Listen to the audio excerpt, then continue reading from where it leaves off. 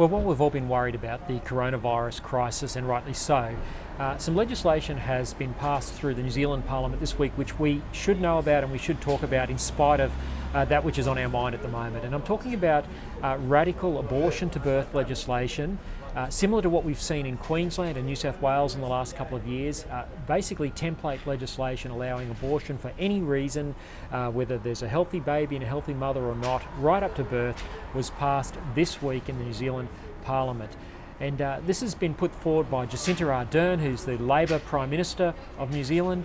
Now, she's the darling of the left. She is seen by the left as what a true political leader should be. She's feted on the world stage at Davos, the United Nations.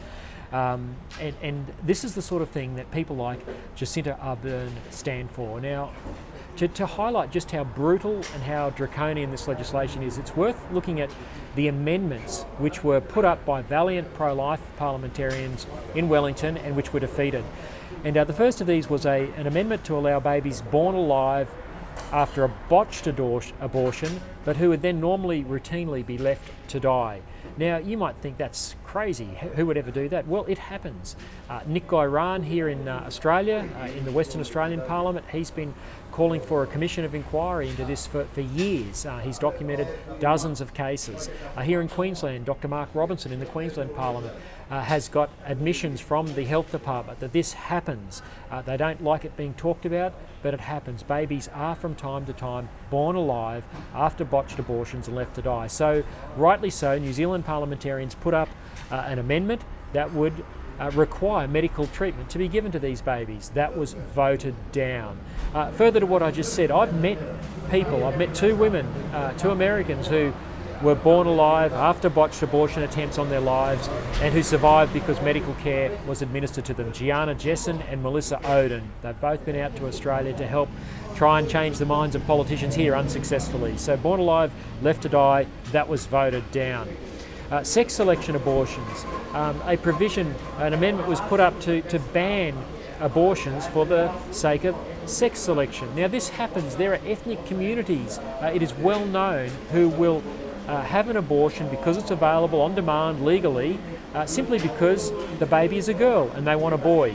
And if you think this doesn't happen, well, I've met a doctor who has had a young Indian couple in his waiting room who he refused to refer for a sex selection abortion, and he was sanctioned by the medical authorities in Victoria for that. Dr. Mark Hobart was his name. These are real life examples. Disability, well, often babies are aborted because they're disabled, and we're not talking about disabilities that are incompatible with life. We're talking about everything from a cleft palate to Down syndrome to everything in between. And an amendment was put up saying that you can't just abort a baby because they have a disability. That was voted down. We are brutal. This is eugenics, folks. Parental involvement, another amendment to allow parents to have a say if their child is having an abortion. No, can't have the parents having a say. That amendment was voted down. Fetal pain. Well, if we're going to allow abortion right up to birth on demand, then what about administering anaesthetic? Show some compassion at least. If you're going to kill the baby in the womb, at least make sure it doesn't die in pain. No, that was voted down. And you might think, well, babies don't feel pain in the womb. Well, they do. The science tells us they do. It's irrefutable from 20 weeks on.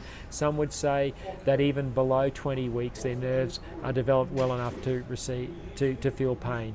But no, we are so callous in our abortion ideology that we cannot allow anything that allows credence to be given to the fact that this might be a human life that feels what you and I feel. So fetal pain amendment was voted down. Conscience, forcing doctors to refer for abortion, again straight out of the playbook here in Australia, New South Wales, Queensland, Victoria, Tasmania, all have provisions which ride roughshod over the conscience of doctors and midwives who don't want to participate in abortion. They're compelled to participate by referring a woman on for an abortion. So the conscience provision was also voted down last week. Folks, we need to know about these things. These things are not talked about, they're not debated, And under the cover of coronavirus, of course, this has all just sailed through the parliament. It was very little media attention.